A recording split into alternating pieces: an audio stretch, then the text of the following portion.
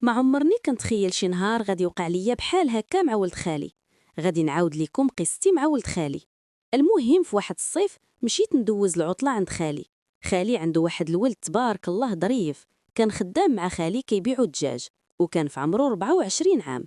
صراحة ملي شفتو أول مرة دخل ليا لخاطري، عجبني بزاف، ولكن ما قدرتش نقول ليه والو. كل مرة تندير عطار باش نتلاقى معاه ونشوفو. جا نهار الموعود اللي انا كرز انني ندير شي خطوه لقدام ونهضر معاه ونتواصل معاه.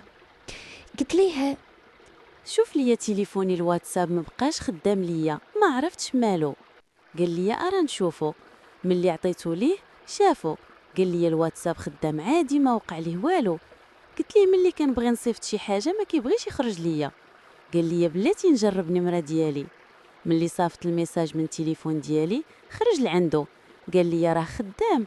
صافي، من تماك خديت النمره ديالو.